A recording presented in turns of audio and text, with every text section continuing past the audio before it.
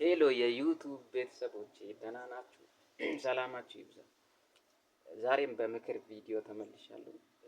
ህይወት እንዲቀየር አስተሳሰብና ልማድ መቀየር አለበት።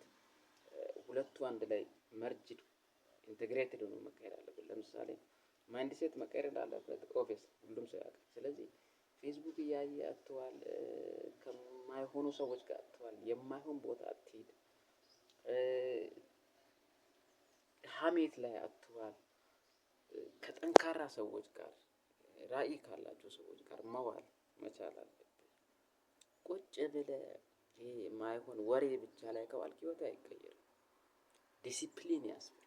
ልማድህ መቀየር አለበት። ስታይል የላይፍ ስታይል መቀየር አለበት። ይሄ ወሬ አይደለም አወራው ስለ ላይፍ ነው እያወራሁ። ስለዚህ ኮሜንት አድርጉ።